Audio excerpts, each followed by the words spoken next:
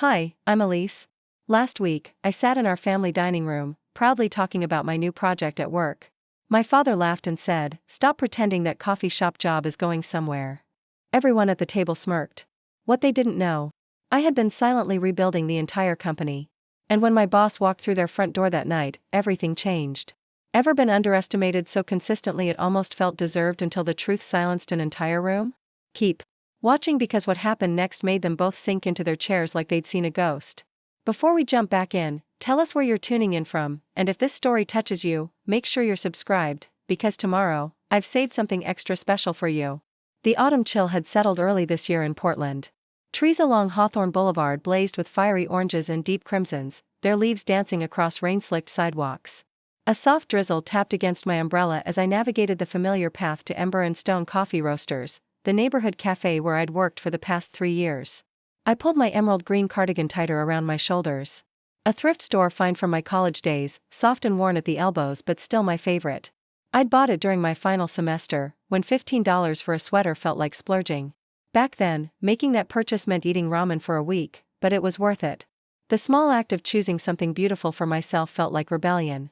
The cafe's bell chimed softly as I pushed open the heavy wooden door. Instantly, the aroma of freshly ground coffee beans and baked goods enveloped me like a warm embrace.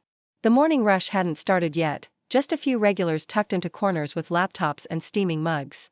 The exposed brick walls, live-edge wood counters, and carefully curated plants made the space feel both rustic and modern. I loved it here in a way my family would never understand. "Morning, Elise," called Marco from behind the espresso machine, his voice cheerful despite the early hour. At 22, he was our youngest barista, working his way through community college and always eager to learn. I smiled and waved, making my way to the small office at the back. "Morning. How's the new Ethiopian roast doing?" "Selling out faster than we can grind it," he replied. "And Ms. Rodriguez called, she wants to move her meeting with you to 11 instead of 2. I nodded, making a mental note. Celia Rodriguez was our largest wholesale client, supplying 3 upscale restaurants across the city. What had started as a casual order had grown into a significant partnership over the past 18 months. The office door closed behind me with a soft click. I sank into the worn leather chair and powered up the ancient desktop computer, its fan whirring in protest. A stack of invoices waited for my attention, alongside vendor contracts and a half-finished business plan. Most people saw a coffee shop manager. They never bothered to look deeper. My phone buzzed with a text from my mother, "Dinner at our house tonight. 7 p.m, Dad wants to talk about that job lead at Uncle Rick's firm again." I sighed, my thumb hovering over the screen. Every family gathering inevitably circled back to the same conversation. When was I going to get a real job? When would I stop playing barista and use my business degree? I typed a quick "I'll be there" and tucked the phone away. The morning unfolded in a familiar rhythm, helping the staff prepare for the rush, meeting with our local bakery supplier, tweaking next month's schedule. By mid-afternoon, I was deep in spreadsheets, analyzing sales patterns and planning our next seasonal menu when Catherine Winters knocked on my open door. Catherine, the owner of Ember Stone, stood with her usual confident posture, dark curls framing her face. At 48, she carried herself with the quiet assurance of someone who had built something meaningful from nothing. "Got a minute?" she asked, though she was already settling into the chair across from me. I closed the spreadsheet and turned my attention to her. "Always." Her eyes crinkled at the corners when she smiled. "I just got off the phone with Westridge Partners. They're interested." My heart skipped. Westridge Partners was one of the largest restaurant development groups on the West Coast. We'd been courting them for months, hoping they'd consider investing in our expansion plans. "Interested or just politely listening?" I asked, trying to temper my excitement. "Interested enough to request a formal presentation next week." She slid a folder across the desk. "And they specifically asked for you to lead it." Pride bloomed in my chest, but I kept my expression measured. "That's unexpected." Catherine laughed. "Is it? Elise, you've been the architect behind every successful initiative we've launched in the past 2 years. The mobile ordering system that increased our sales by 32%? Your idea. The coffee subscription service that gave us steady revenue through the pandemic? Your implementation. The partnership program with local businesses? Your relationships." I shrugged, uncomfortable with the praise. "I just see possibilities where others might not look. And that's exactly why I want to discuss something important with you tonight." She stood, smoothing her blazer. "I'm coming to your parents' house for dinner." Confusion must have shown on my face because she continued, "Your mother called the cafe last week. She was quite insistent that I join them to discuss your career trajectory. I believe she thinks I'm holding you back. Preparing and narrating this story took us a lot of time, so if you are enjoying it, subscribe to our channel, it means a lot to us. Now back to the story. My stomach dropped. Catherine, I am so sorry. You don't have to, she held up a hand. Actually, I think it's perfect timing. Wear something nice, Elise. We have things to celebrate. With that cryptic statement, she left, leaving me staring at the closed door, a mixture of dread and curiosity swirling in my chest. The rest of the afternoon crawled by, my mind constantly returning to Catherine's words. What exactly did we have to celebrate? And why choose my parents' dinner table as the venue? By the time I locked up the café, the drizzle had transformed into a steady rain. I hurried to my second-hand Subaru, sliding into the driver's seat just as my phone rang. My sister Natalie's name flashed on the screen. Please tell me you're not bailing on dinner, she said without preamble. Mom's making her famous pot roast, and I cannot handle being the sole focus of their career inquisition. I smiled despite my nerves. Natalie, 2 years my junior, worked as a pediatric nurse, a profession our parents deemed appropriately professional and praiseworthy. Still, they found ways to question her choices too. When would she specialize, pursue management, go back for her doctorate? I'll be there, I assured her. But brace yourself, my boss is coming too. The coffee lady? Why? Natalie's voice pitched higher with interest. Mom invited her, apparently, to discuss my career trajectory. Natalie's low whistle came through the speaker. Oh, this is going to be entertaining. Dad's been practicing his wasted potential speech all week. I groaned, starting the car. Wonderful. I'll see you at 7. The drive to my parents' house in the West Hills took 30 minutes, each passing mile ratcheting up my anxiety. Their Tudor-style home stood proudly among manicured gardens, its windows glowing warmly against the darkening evening. My father, Richard Porter, had built his architectural firm from scratch, specializing in high-end residential properties. Success came early and stayed, shaping his worldview into something rigid and uncompromising. Achievement had a specific look, and serving coffee wasn't it. My mother, Diana, had been a corporate attorney before retiring to support my father's business and raise us. She measured worth through status and stability, 2 things she believed my job lacked entirely. I parked behind Natalie's newer model Honda and sat for a moment, gathering myself. The rain had eased to a gentle patter, matching the rhythm of my heartbeat.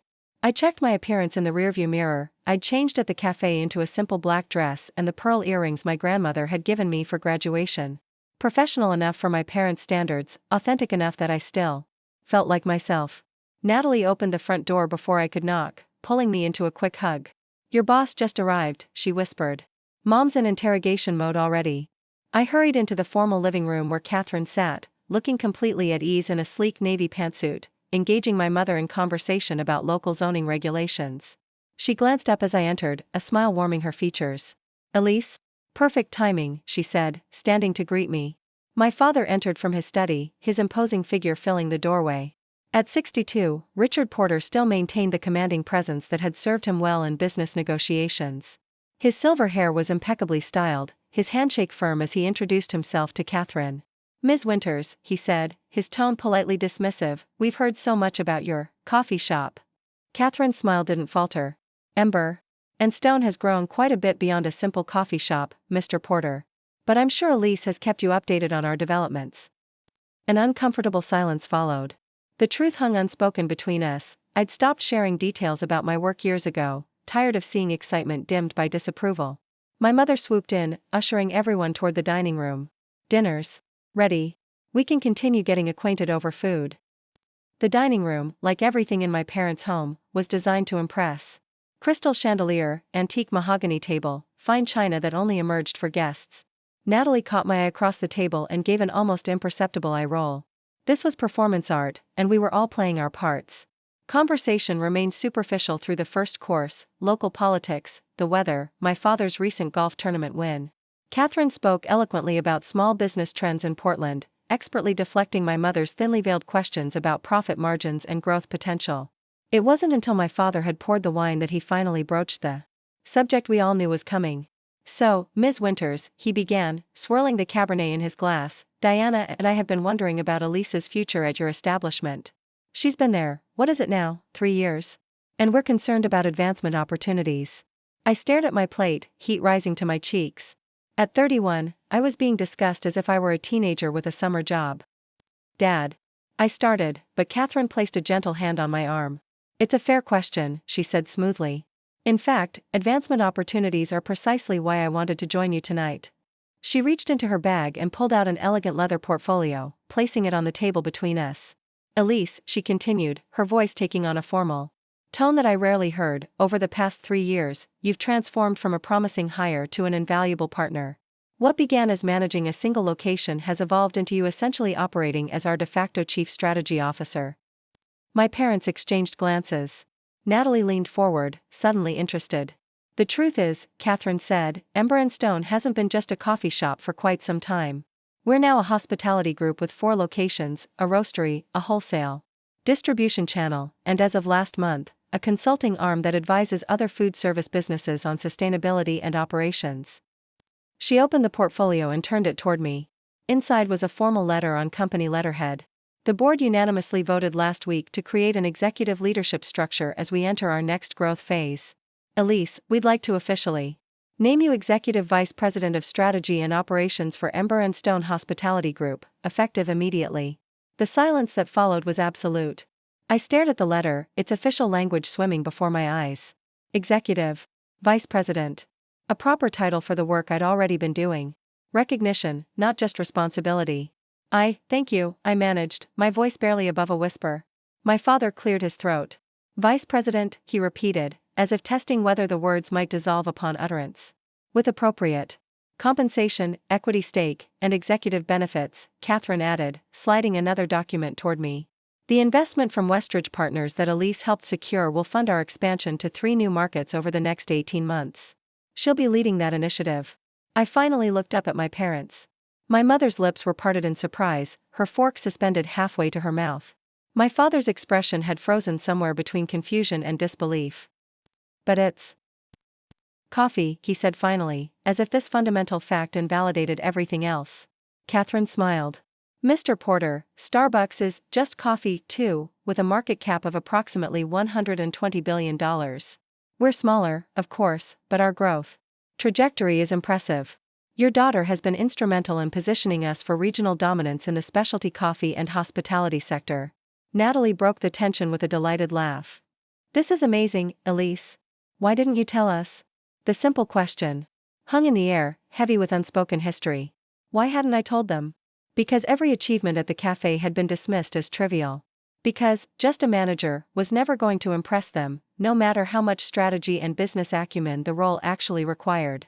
I did try, I said quietly, meeting my sister's eyes. Many times. My mother set down her wine glass with a sharp clink. But surely this isn't what you want long-term, Elise. You have a business degree from Portland State. You could work anywhere. I am working somewhere, Mom. I'm helping build something meaningful from the ground up. Do you know how many MBA graduates dream of this kind of opportunity? Catherine nodded approvingly. Elise turned down 2 corporate recruiters last year to stay with us. She believed in what we were building. My father's brow furrowed as he processed this new information. His reality, where success had a narrow definition, was being challenged. What exactly does this position entail? He asked, his tone shifting slightly from dismissive to cautiously curious.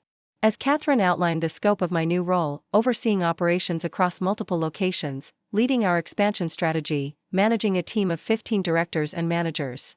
I watched my parents' expressions transform. Skepticism gave way to tentative respect, then something approaching pride. For the first time in years, they were actually listening. The conversation continued through dessert, with Catherine sharing our 5-year business plan. She revealed details I hadn't known myself. The company's valuation had tripled in the past 18 months, largely due to systems and partnerships I'd implemented. Our staff retention rate was among the highest in the industry. My coffee education program had been featured in a national trade publication. As my parents absorbed each piece of information, the atmosphere in the room shifted palpably. By the time coffee was served, our special reserve from the café, which I'd brought as a gift, my father was asking thoughtful questions about scaling challenges and market differentiation. You should come tour our roastery, I found myself saying, the words spilling out before I could second-guess them. See what we've built. My father nodded, not dismissively but with genuine consideration. I'd like that. When Catherine finally stood to leave, my mother insisted on walking her to the door. I watched them through the window, heads bent, in conversation, and wondered what bridge was being built between these two very different women. Natalie sidled up beside me, bumping my shoulder with hers. "Vice President Porter," she said, grinning. "Has a nice ring to it." I smiled, the weight of years of doubt and dismissal finally beginning to lift. "It does, doesn't it?" Later, as I prepared to leave, my father appeared in the foyer. He stood awkwardly, hands in his pockets, searching for words, an unusual state for a man who always knew exactly what to say. "Your boss," he began, then corrected himself. "Catherine seems impressive." I nodded. "She built Ember Stone from nothing. Took a second mortgage on her house to open the first location after being laid off during the recession." He was quiet for a moment. "And she sees that same potential in you." It wasn't a question, but I answered anyway. "She saw it when no one else did. Including me, sometimes." My father's eyes, so like my own, held mine. "I've been wrong," he said finally, the admission clearly difficult for him. "About your job. About what you've been doing." In that moment, standing in the foyer of my childhood home, I realized something important. I'd been fighting for their approval for so long that I'd missed when I'd outgrown the need for it. My worth wasn't determined by their understanding or validation. It never had been. "Thank you for saying that," I replied simply. He nodded once, then reached out to awkwardly pat my shoulder, his version of affection. "You'll let us know when the official announcement happens? Maybe we could take you to dinner to celebrate. Somewhere nice?" I smiled. "I'd like that." Driving home through the quiet streets, rain falling gently on the windshield, I felt a sense of peace settle over me. The validation from my parents felt good, I couldn't deny that, but it wasn't what sustained me. What mattered was the quiet confidence I'd built day by day, decision by decision, small victory by small victory. I parked outside my apartment building, a converted warehouse in the industrial district with high ceilings and huge windows. It wasn't in the prestigious neighborhood my parents would have chosen, but it was mine, filled with books and plants and the subtle scent of coffee that seemed to permeate everything I owned. As I unlocked my door, my phone buzzed with a text. From Catherine. "You handled that beautifully. Tomorrow we plan your team. 9 a.m. meeting. Bring your vision." I smiled, sending back a quick acknowledgement before changing into comfortable clothes. The emerald cardigan went back on, my armor, my comfort. I made a cup of tea and settled by the window, watching raindrops race down the glass. Tomorrow would bring new challenges, new expectations. But tonight, I savored the moment when everything shifted, when the role I'd been quietly growing into was finally seen, not just by others, but by myself. What they didn't know when they dismissed my coffee shop job was that I had been building something extraordinary all along. Sometimes the most powerful thing isn't what you say, but what you silently create while others underestimate you. The morning after Catherine's announcement, I woke before my alarm, mind already racing with possibilities. Rain tapped against my bedroom window, a gentle, persistent rhythm that matched my heartbeat. I lay still for a moment, remembering the stunned expressions on my parents' faces. The memory didn't bring satisfaction exactly, but something quieter, vindication. Perhaps. I reached for my phone and opened an email I'd drafted months ago but never sent. It contained detailed expansion plans I'd been refining in my spare time, projections, location analyses, staffing models. Ideas I'd kept to myself, uncertain if they'd be taken seriously. With a deep breath, I pressed send.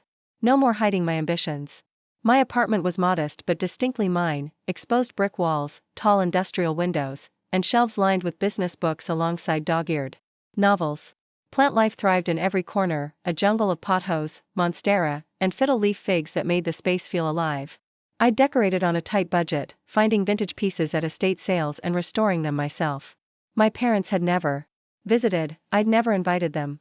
This place was my sanctuary, untouched by their judgment.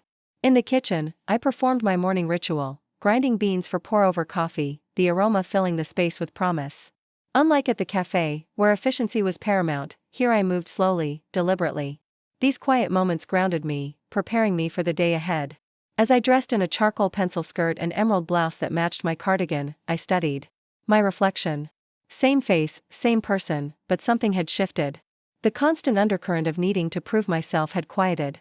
Today, I was stepping fully into a role I'd already been inhabiting. The café was already bustling when I arrived. Marco spotted me first, his expression brightening. "There she is," he announced to the staff, and suddenly all eyes were on me. Catherine must have shared the news. For a moment, I felt uncomfortable with the attention, then Zoe, our longest-serving barista, started a round of applause that quickly spread through the café. Even customers joined in, though most had no idea what they were celebrating. Speech, called Tomas, our head baker, flour dusting his apron. I shook my head, laughing. No speeches. Just gratitude. For all of you who make this place what it is. Always deflecting praise, Catherine said, appearing beside me. She handed me a paper cup. Your usual, but I made it myself today.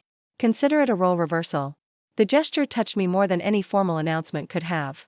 Catherine, who rarely worked behind the counter anymore, had prepared my drink. A small act of service that spoke volumes. The team's excited. She continued as we walked toward the office. They've always seen what your parents missed.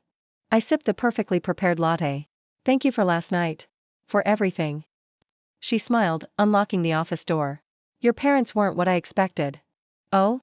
Your father is exactly as you described, opinionated, traditional. But I saw something else too. Pride, when he finally understood what you've accomplished. He just needed translation.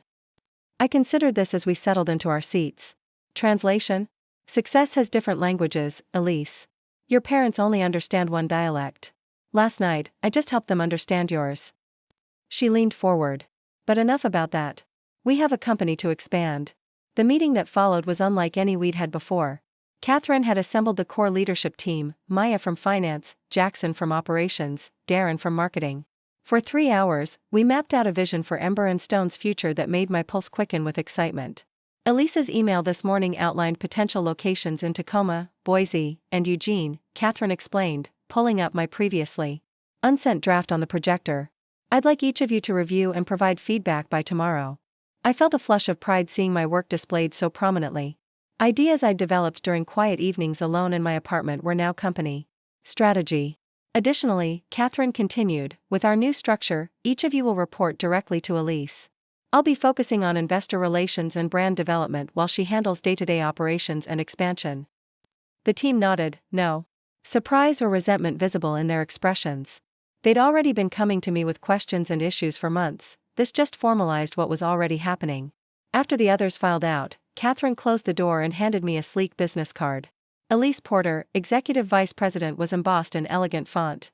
Had these ready for a month, she admitted with a smile. Just waiting for the right moment. I ran my fingers over the raised lettering. You knew all along.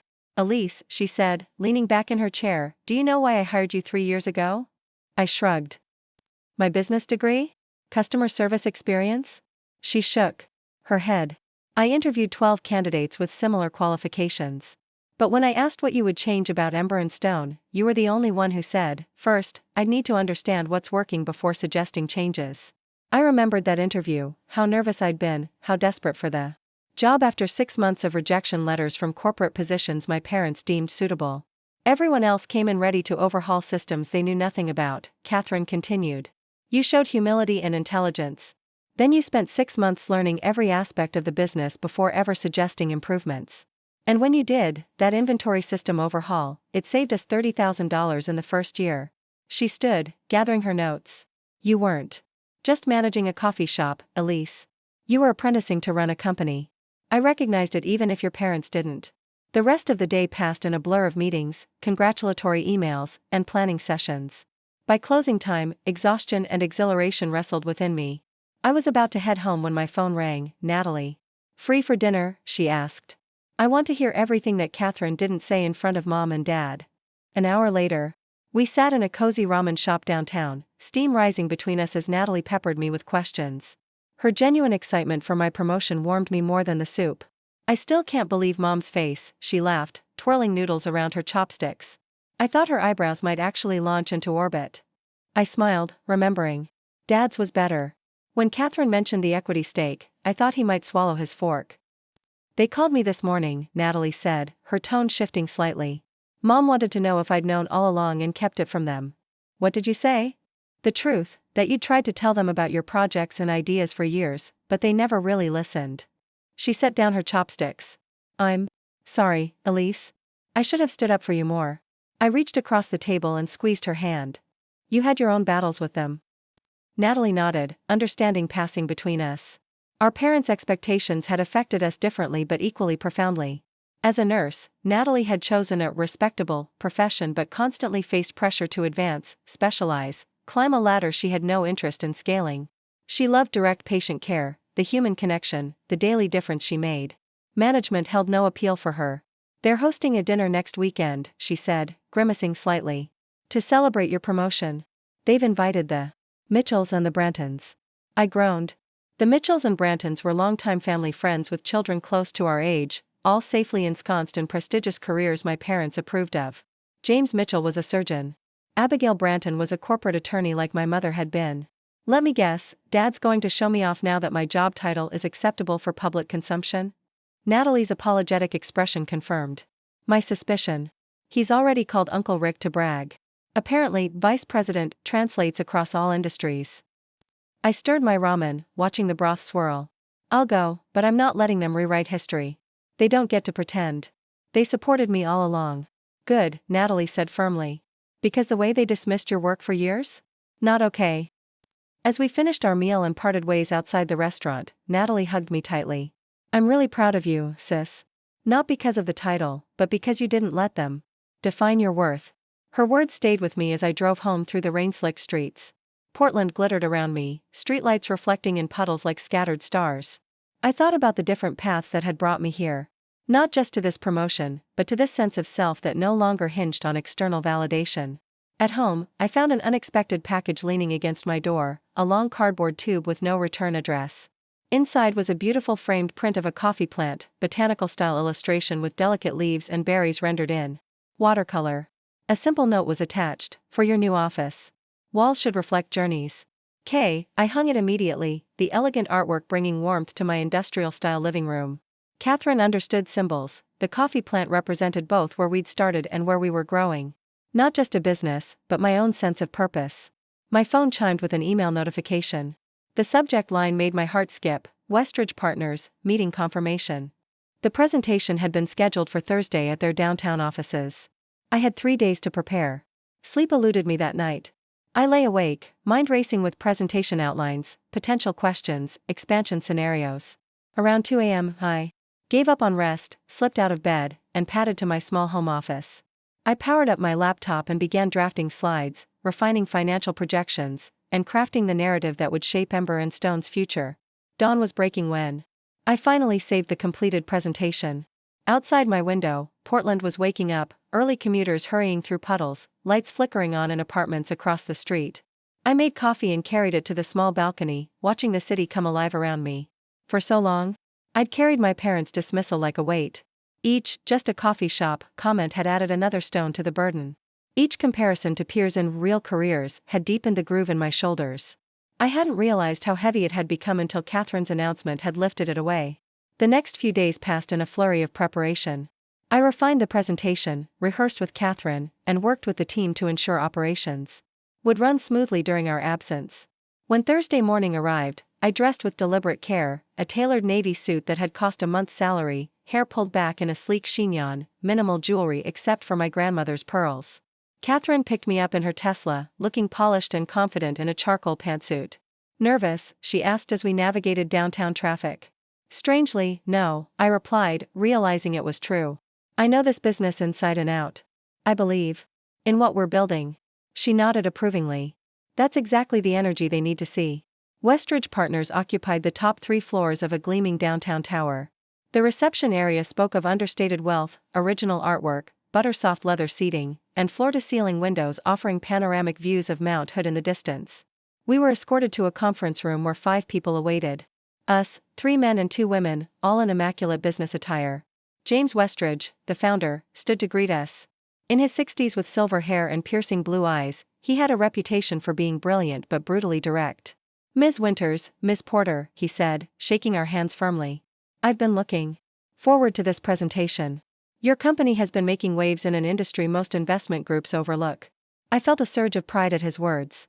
He gestured for us to begin, and I stepped forward, connecting my laptop to the projector. With steady hands. Thank you for meeting with us today, I began, my voice clear and confident. Ember Stone began as a single café with a vision for redefining the coffee experience in Portland. Today, I'm going to show you how we're positioned to become a regional leader in specialty coffee and hospitality. For the next hour, I guided them through our journey, from humble beginnings to our current 4 locations, roastery, and wholesale operation. I detailed our financials, growth metrics, and the strategic decisions that had led to our success. When I outlined our expansion plans for Tacoma, Boise, and Eugene, I watched their expressions shift from polite interest to genuine engagement. Your customer retention rates are impressive, noted Linda Zhao, Westridge's operations specialist. What's driving that loyalty? This was my area of expertise, the community building strategies I'd implemented over the past 2 years. We've created more than transactions, I explained. We've built relationships. Our subscription model, neighborhood events, and staff training all focus on creating meaningful connections. Our customers don't just come for coffee, they come because they feel part of something. The questions continued, pointed, probing, sometimes challenging. With each response, I felt more in my element. This wasn't just Catherine's company anymore, it was partly mine too, shaped by my vision and hard work.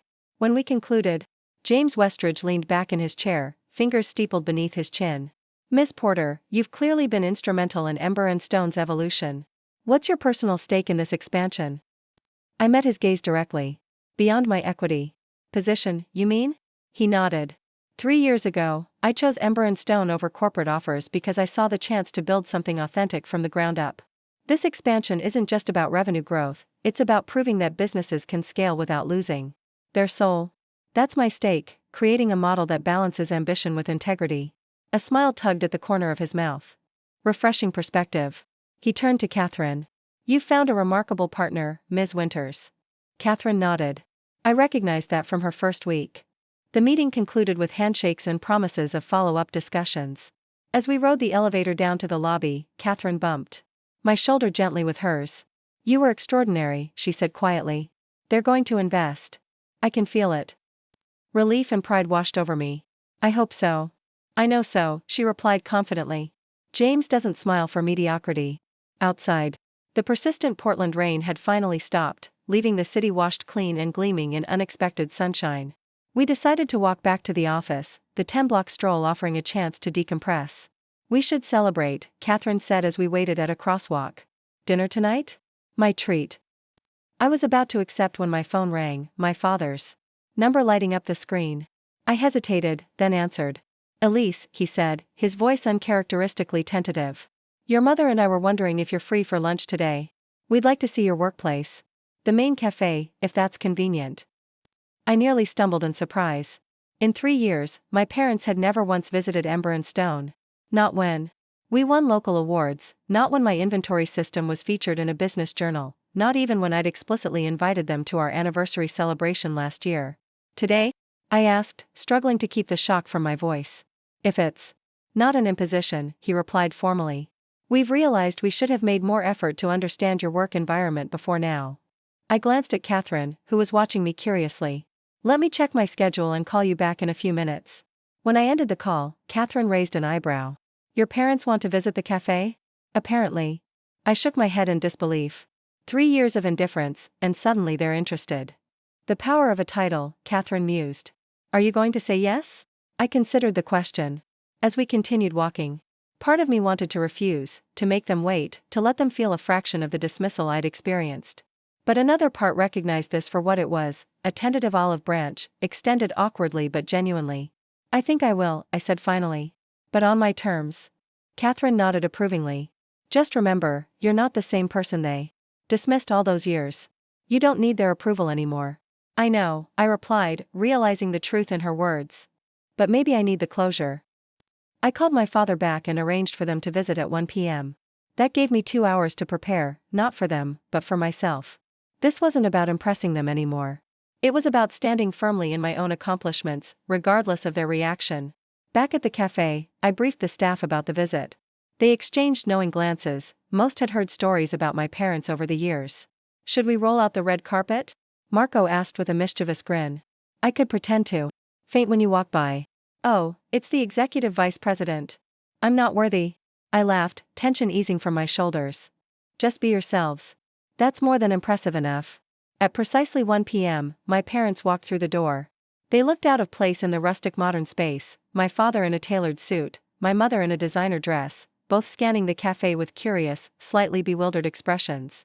The lunch rush was in full swing, every table occupied. With a diverse crowd of regulars, college students, young professionals, retirees from the neighborhood. I approached them, conscious of how different this felt from our dinner 2 nights ago. There, I had been in their territory. Here, I was in mine. Welcome to Ember and Stone, I said, giving them each a quick hug. Thank you for coming. My mother smiled tentatively. It's lovely, Elise. Very vibrant. My father nodded, his gaze traveling from the exposed brick walls to the local artwork to the bustling counter where baristas created elaborate drinks with practiced efficiency. Quite an operation. Let me give you the tour, I offered, guiding them through the space. I showed them the roasting room and back, where small batches of beans were carefully processed. I introduced them to staff members, each of whom greeted them warmly while shooting me supportive glances. I explained our sourcing practices, community initiatives, and the technology innovations I'd implemented. As we talked, I could see my parents' perceptions shifting. They asked questions, genuine ones, not the dismissive inquiries I'd grown accustomed to. My father was particularly interested in our inventory management system. My mother studied the community board where local events and partnerships were featured. You built all this? She asked quietly as we settled at a reserved table in the corner. Not alone, I clarified. But I've had a significant hand in shaping what Ember and Stone has become. Marco appeared with a tray of our signature drinks and a selection of pastries. Compliments of the team, he said with a wink. For our VP special guests. My father watched him go, then turned to me with an expression I couldn't quite read. Your staff seems very loyal. They're not just staff, I replied. They're colleagues. Partners in what we're building. My mother took a sip of her latte, eyes widening slightly. This is exceptional. Single origin Ethiopian, I explained. We work directly with a women's cooperative near Yirgachev. I helped establish the relationship last year. We talked for nearly an hour, the conversation flowing more naturally than it had in years. They shared news about family friends, neighborhood developments, my father's recent projects. I told them about our expansion plans, the Westridge meeting, my vision for the company's future. As they prepared to leave, my father paused, looking around the café one more time.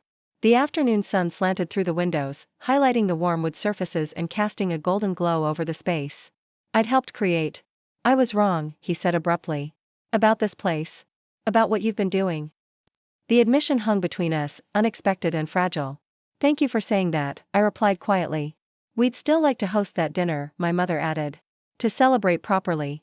You've accomplished something significant, Elise. We should have recognized that sooner. As I watched them walk to their car, Catherine appeared beside me. Well, she asked. How did it go? I considered the question, searching for the right words. It was a beginning. Not of their approval defining my worth, but of them finally seeing me as I am. She nodded, understanding. That's all any of us really want, isn't it? To be seen for who we truly are, not who others expect us to be. That evening, alone in my apartment, I stood by the window watching the city lights emerge as dusk settled over Portland.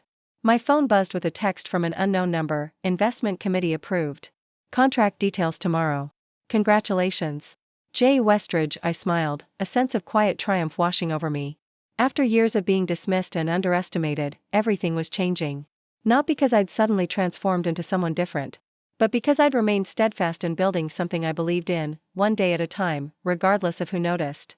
The emerald cardigan hung on the back of my chair, no longer armor against judgment, but a reminder of the journey. What my parents and so many others had failed to see was that success doesn't always wear the costume they expect. Sometimes it's brewing quietly, gaining strength, waiting for the perfect moment to reveal itself. The investment deal with Westridge Partners moved with surprising speed.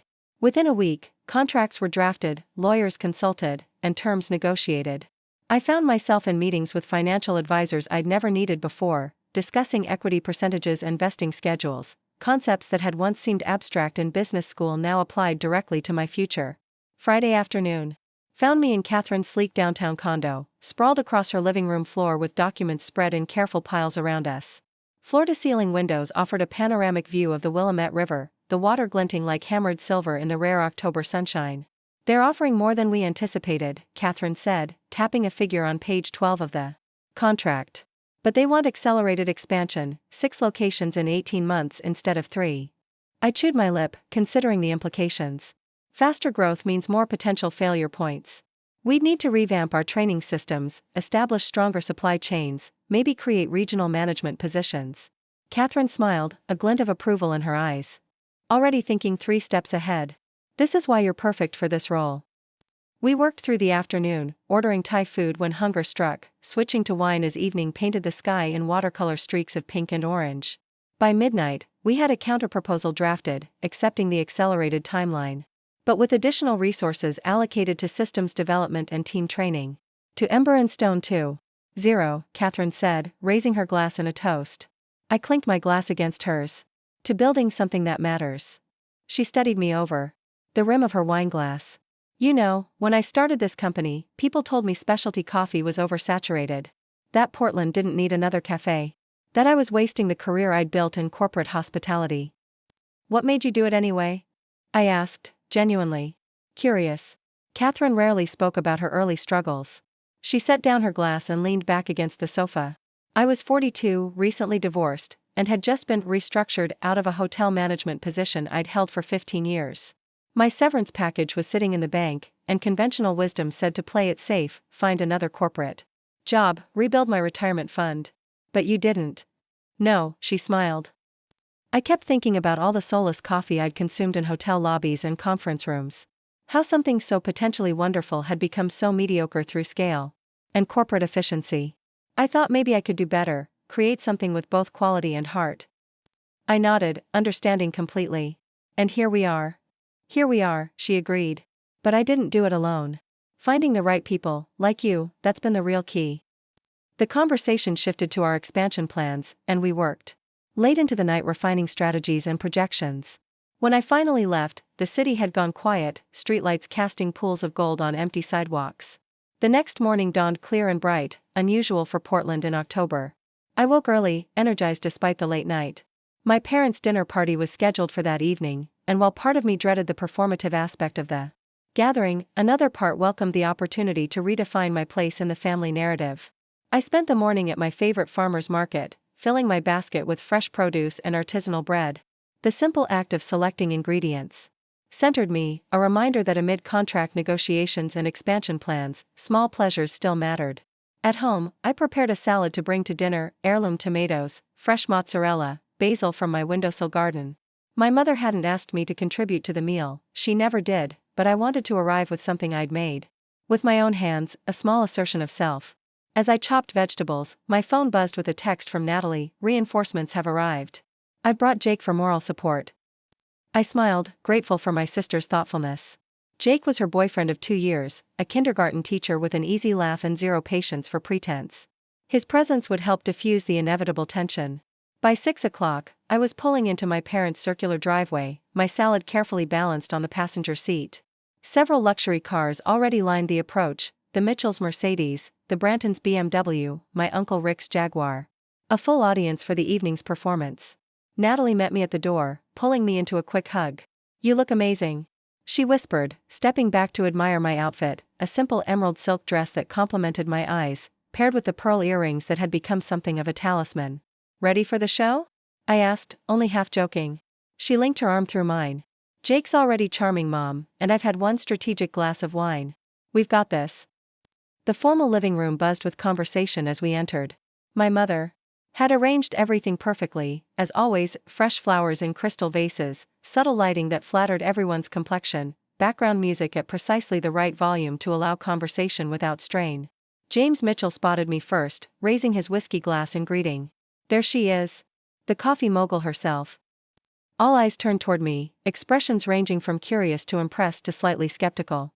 My father approached, placing a hand on my shoulder, a gesture that would have seemed natural if it hadn't been so rare. Elise, he said, voice pitched to carry across the room, we were just discussing your company's expansion plans. Quite ambitious. I smiled, recognizing the opening he'd provided. We're fortunate to have strong investor backing. Westridge Partners sees the same potential in our model that we do. Westridge?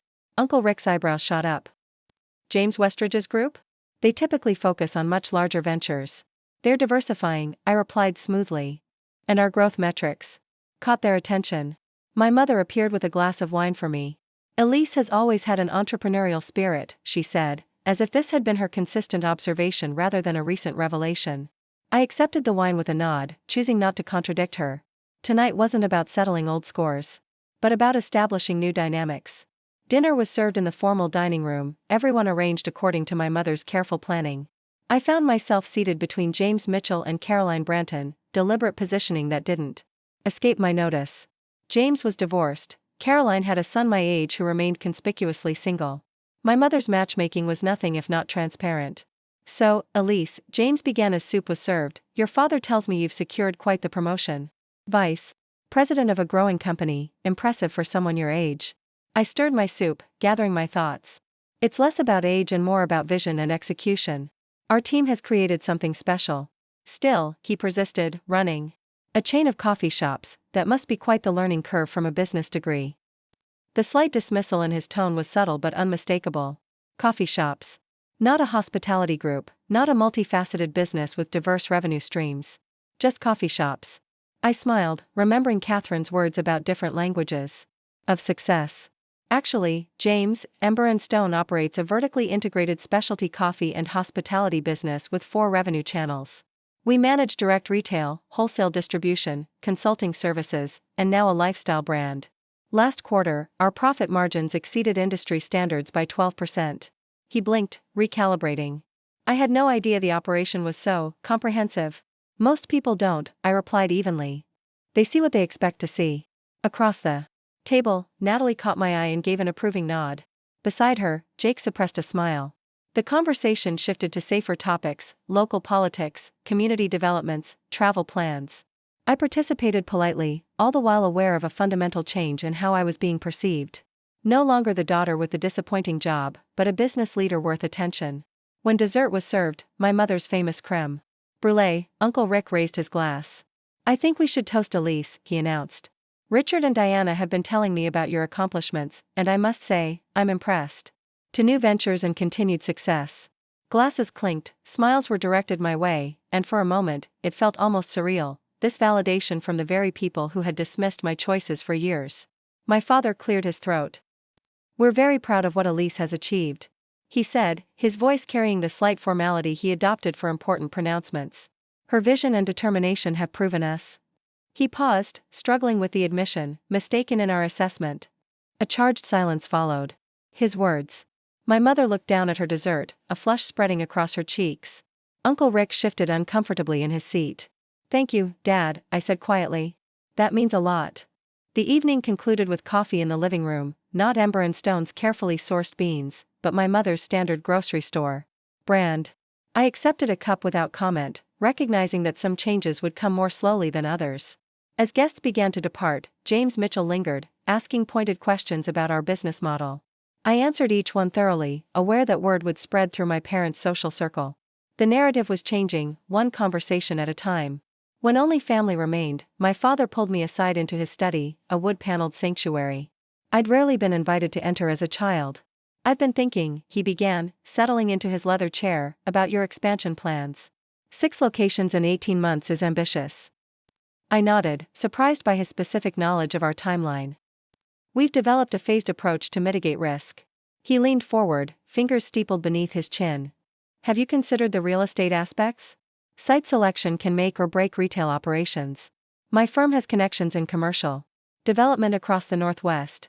The offer hung between us, not quite an apology, but something close to it. A tentative bridge extending from his world to mine. "I'd appreciate your insights," I said carefully. "Especially regarding the Tacoma location. We're still evaluating potential neighborhoods." He nodded, reaching for a notepad. "I know a developer there who specializes in revitalizing historic properties. Let me make a call tomorrow." As I drove home that night, streetlights blurring slightly through my windshield, I felt a complex mix of emotions. Validation from my parents shouldn't matter anymore, I knew my worth independent of their approval.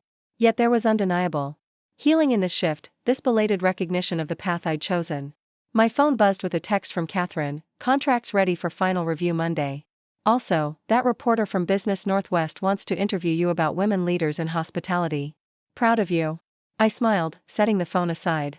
The contrast between my parents' recent acceptance and Catherine's consistent belief was striking. One had to be earned through external validation, the other had been freely given when I needed it most. Monday morning arrived with Portland's typical October drizzle, the sky a uniform gray that made the café's warm interior feel even more inviting. I arrived early, enjoying the quiet before opening, the gentle hiss of the espresso machine being primed, the scent of fresh pastries emerging from the kitchen, staff moving through their preparations with practiced efficiency. Maya from finance found me in the office, excitement brightening her usually serious demeanor. "The final contracts just came through," she said, placing a thick folder on my desk. "Legal says they've addressed all our concerns. We're good to go." I opened the folder, scanning the documents that would transform Ember Stone from a local success story to a regional brand. My signature would unlock not just funding but a new chapter for everyone involved: baristas who would become managers, managers who would lead regional teams, new opportunities rippling outward. "Have you seen this?" Maya asked, turning to the compensation section. "Your equity grant is substantial." I nodded, having reviewed earlier drafts. Catherine was generous. "It's not generosity, it's recognition," Maya corrected. "This company wouldn't be where it is without you. Everyone knows that." As she left, I sat back in my chair, contemplating the path that had led to this moment. 3 years ago, I'd accepted this job out of necessity, after corporate rejections had shaken my confidence and drained my savings. I'd arrived with a business degree and wounded pride, expecting a temporary position until something better came along. Instead, I'd found purpose, not in a prestigious title or corner office, but in building something authentic from the ground up. Each small improvement, each relationship fostered, each problem solved had been a step toward creating value that couldn't be measured by conventional standards. The morning passed in a flurry of activity: signing contracts, finalizing press releases, briefing key staff about upcoming changes. By lunchtime, everything was official.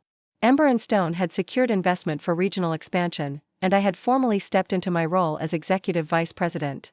Catherine suggested a team celebration, and by 5 p.m., the café had been transformed for an after-hours party. Staff from all 4 locations gathered, champagne was poured in our signature mugs, a touch that made me smile, and an impromptu toast evolved into heartfelt speeches from longtime employees. "To Elise," Zoe said, raising her mug, "who fixed our broken inventory system and then stuck around to fix everything else." Laughter rippled through the group, followed by applause that made me blush. I wasn't used to being the center of attention, especially positive attention. "I didn't fix anything alone," I replied when the clapping subsided. "That's not how Ember Stone works. We build together, we solve together, we grow together." As the celebration continued around me, I slipped outside for a moment of quiet. The rain had stopped, leaving the air fresh and cool. Streetlights reflected in puddles, creating miniature constellations on the wet pavement. The cafe door opened behind me, and Catherine stepped out, 2 mugs of coffee in hand. She passed one to me silently, and we stood together watching occasional cars pass, their headlights cutting through the gathering dusk. "I have something for you," she said finally, reaching into her pocket. She pulled out a small velvet pouch and placed it in my palm. Inside was a key, old-fashioned, brass, clearly not functional in any modern lock. "It's symbolic," she explained, seeing my confusion. "When I opened the first cafe, my mentor gave me a key like this. He said it was a reminder that I was building more than a business, I was creating a door that others could walk through." I turned the key over in my hand, feeling its weight, the slight tarnish that spoke of age and history. "Now it's yours," Catherine continued. "Because that's what you've done here, created opportunities not just for yourself, but for everyone who works with us. That's leadership, Elise. That's what your parents never saw." Emotion tightened my throat, making words difficult. "Thank you," I managed finally. "For seeing potential in me when others didn't." She smiled, bumping my shoulder gently with hers. "I have excellent taste in both coffee and people." We finished our drinks in companionable silence, then returned to the celebration.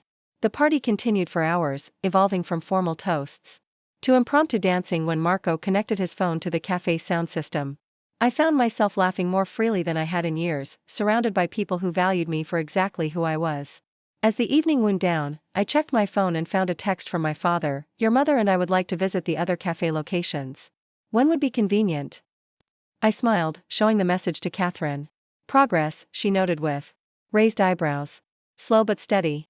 "Like all meaningful change," I replied. By the time I arrived home, exhaustion and exhilaration had blended into a peaceful contentment. I changed into comfortable clothes, made tea, and settled by the window with my laptop to write a long overdue email. "Dear Professor Gardner," I began, addressing the business school mentor who had encouraged me to think beyond traditional career paths. "You once told me that success isn't measured by titles but by impact. I didn't fully understand what you meant until recently." I wrote late into the night, sharing my journey from rejection to reinvention, from seeking external validation to finding internal purpose. I ended the email with an invitation for him to visit the café, then closed my laptop and returned to the window. Though I hear you're making some impressive decisions of your own these days. The living room was filled with extended family and close friends gathered to celebrate my grandparents' milestone. Conversation hummed pleasantly, punctuated by laughter and the clink of glasses.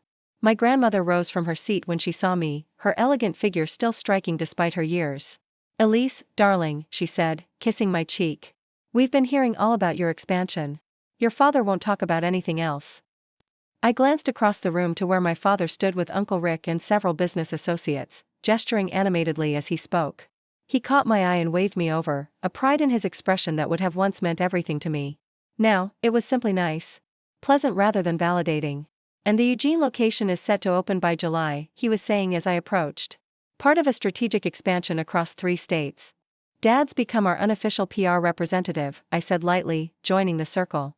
"Though he's actually been incredibly helpful with our real estate negotiations." My father's chest puffed slightly at the acknowledgement. "Simply made a few introductions. Elise and her team did all the heavy lifting." "The team approaches.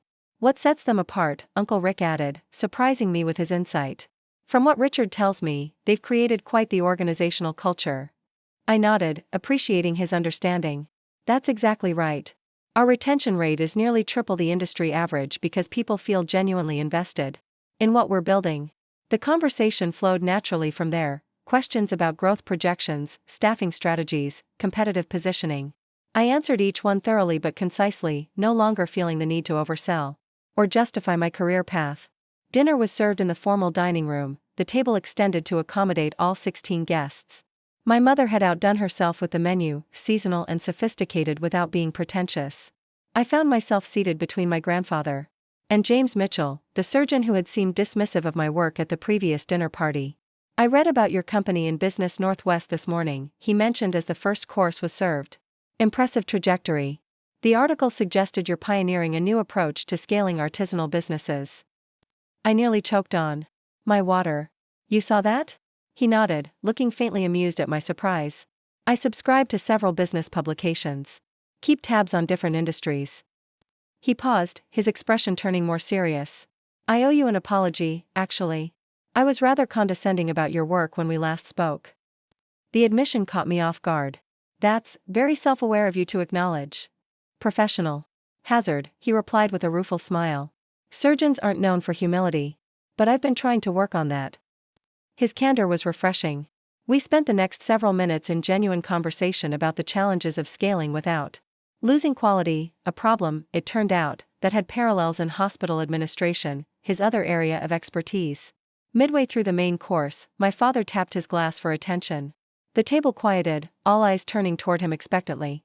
"While we're gathered to celebrate my parents' remarkable 55 years together," he began, "I hope they'll forgive me for taking a moment to acknowledge another achievement." He turned toward me, his expression softening. "Some of you may have seen the feature in Business Northwest today about Ember Stone and the executive leading their expansion." A murmur ran through the table. Several guests nodded, apparently already aware of the article. "Elise," my father continued, "your mother and I wanted to take this opportunity to say publicly how proud we are of what you've accomplished. And to acknowledge that we were." He paused, seeming to search for the right words, slow to recognize the value in the path you chose. The room fell silent. My mother reached across the table to place her hand over mine, her eyes bright with emotion. "We focused so much on traditional markers of success," my father went on, "that we nearly missed seeing true innovation and leadership developing right before us. So tonight, I'd like to propose a toast to Elise, who had the courage to follow her vision even when those who should have supported her most failed to understand it." Glasses raised around the table. My grandfather squeezed my shoulder gently. "To Elise," the group echoed, and in that moment, something that had been healing slowly for months finally settled into place, not because their approval mattered in the way it once had, but because growth deserves acknowledgement, even when it comes later than it should.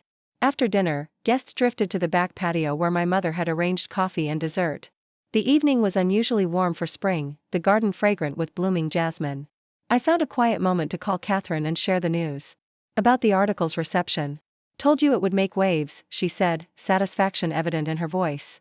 "The investor group has already reached out. They're impressed with the coverage." "It feels strange," I admitted, watching fireflies begin to appear in the garden's shadows. Being in the spotlight after years of being overlooked. Get used to it, Catherine replied. This is just the beginning. The Seattle developer called. Again about that Capitol Hill location. They're willing to customize the build-out to our specifications. We discussed the details briefly before ending the call. As I slipped my phone back into my purse, I noticed my grandmother watching me. From a nearby bench, a knowing smile on her face. Come sit with me, she patted the space beside her. I've been waiting for a moment to talk with you alone. I joined her, breathing in the familiar scent of her perfume, Chanel No. 5, unchanged since my childhood. At 78, Eleanor Porter remained elegant and sharp-minded, her silver hair styled in a classic bob that framed features still beautiful after decades of life's experiences. You know, she began, her voice lowered for privacy, your grandfather faced similar resistance when he started his company. His father, your great-grandfather, wanted him to take a management position at the paper mill. Safe, secure, respectable. I turned to her in surprise. This family history had never been shared with me before. Really? But everyone talks about Grandpa as if he was born to be an entrepreneur. She laughed softly. History gets rewritten once success is achieved. The struggle and doubt are conveniently forgotten. She patted my hand. Walter built that construction company from nothing but determination and vision. For 3 years, his parents barely acknowledged his work, convinced he was making a terrible mistake. What changed their minds? I asked, fascinated by this parallel I'd never known existed. Success they could understand, she replied simply. When he secured the contract for the county administrative building, suddenly he was a visionary instead of a disappointment. I nodded, recognizing the pattern. That sounds familiar. I imagine it does. Her eyes, still sharp and perceptive, held mine. But here's what your grandfather learned, and what I suspect you've discovered too: by the time others recognize your vision, you no longer need their validation to believe in it. The simple truth of her observation resonated deeply. Exactly. It's nice to have their support now, but it's not what drives you anymore, she finished for me. That's as it should be. We sat in comfortable silence for a moment, watching other guests mingle across the garden. Finally, she spoke again. I want you to have something. From her small evening bag, she withdrew a velvet box and placed it in my palm. Inside was a bracelet, delicate silver links interspersed with small pearls that matched my earrings. This was given to me by my mother when I started teaching, she explained. She was the only one who supported my decision to work after marriage. In those days, that wasn't what respectable women from good families did. I looked up in surprise. My grandmother's career as an educator was a well-established part of family lore, but I'd never heard that it had been controversial. Another rewritten history? I asked. She nodded, a mischievous glint in her eye. Your grandfather likes to claim he was progressive for allowing me to teach. The truth is, I informed him I would be teaching, and he was wise enough to support, rather than oppose me. I laughed, delighted by this revelation. You were a revolutionary in your own way. In a quiet way, she agreed, helping me fasten the bracelet around my wrist. Like you. Building something meaningful without fanfare. Creating opportunities not just for yourself but for others. The weight of the bracelet felt right somehow, a tangible connection to a family legacy of quiet determination I hadn't known was mine to claim. As the evening wound down and guests began to depart, my father approached me near the front door. He seemed hesitant, almost nervous, an unusual state for a man typically so self-assured. I have something for you as well, he said, handing me an envelope. It's not much, just, well, you'll see. Inside was a newspaper clipping, yellowed with age. It featured a much younger version of my father standing proudly in front of a small architectural firm, the headline reading, Porter launches independent practice. My first office, he explained, voice softening with nostalgia. Everyone told me I was crazy to leave the security of Hartwell and Associates. Your grandfather was the only one who believed I could succeed on my own. I studied the image, struck by the determination in his younger self's eyes, a look I recognized from my own mirror. I never knew that, I said quietly. No, I suppose you wouldn't. He sighed. Somewhere along the way, I forgot what it felt like to have my choices questioned, to have my vision dismissed. I became the very thing I once resented, someone who could only see success in familiar forms. The admission clearly cost him something to make. I touched his arm gently. We all have blind spots, Dad. What matters is being willing to recognize them eventually. He nodded, seeming relieved by my response. Your grandmother reminded me recently that innovation rarely looks like what came before. That's what you've created at Ember Stone, something new that honors tradition while breaking fresh ground. As I drove home that night, the city lights blurred softly through my windshield. The bracelet caught the glow from street lamps, pearls gleaming like tiny moons around my wrist. I felt a sense of completion, of circles closing and new ones beginning. Back in my apartment, I opened my laptop and navigated to the Business Northwest article. My own face looked back at me from the screen, captured mid-laugh during the interview. The photographer had insisted on shooting at the original cafe location rather than in a formal setting, to show you in your element, he'd explained. The headline still gave me a small thrill: The Quiet Revolution, How Elise Porter is Redefining Hospitality in the Pacific Northwest. I scrolled through the article, past quotes from Catherine and industry analysts, past financial projections and expansion plans, to the final paragraphs. When asked what advice she would give to others facing skepticism about their chosen path, Porter grows thoughtful. Success isn't always loud, she says finally. Sometimes it's built quietly, day by day, through consistent vision and resilient determination. The people who matter will eventually see your value, and those who don't, well, their approval becomes surprisingly unimportant. As Ember Stone continues its thoughtful expansion across the region, Porter's philosophy of a growth with purpose offers a compelling alternative to traditional scaling models. By prioritizing community integration, employee development, and quality experience over rapid proliferation, she has created not just a successful business but a blueprint for sustainable expansion that other industries would be wise to consider. The most powerful statement isn't what you say, Porter concludes, but what you quietly build while others underestimate you. I closed the laptop, that final quote lingering in my mind. 6 months ago, I had stood in a dining room watching shocked expressions as my true role was revealed. Now, that moment seemed like a distant milestone on a much longer journey, significant but no longer defining. The emerald cardigan hung on its usual hook by the door, no longer armor against judgment but a comfortable reminder of continuity through change. I'd worn it to my first interview with Catherine, to countless early mornings planning what Ember Stone might become, through days of being dismissed and nights of quiet planning. Tomorrow would bring new challenges: the Eugene construction timeline, Seattle expansion negotiations, training systems for our growing team. But tonight, I savored the understanding that had been so long in coming: success isn't measured by who notices your journey, but by how that journey transforms both you and the world around you. Sometimes the most meaningful revolutions happen in whispers rather than shouts, in consistent action rather than dramatic gestures. And sometimes, the greatest victory isn't proving others wrong, but creating something so undeniably right that it speaks for itself. Up next, you've got 2 more standout stories right on your screen. If this one hit the mark, you won't want to pass these up. Just click and check them out. And don't forget to subscribe and turn on the notification bell, so you don't miss any upload from us.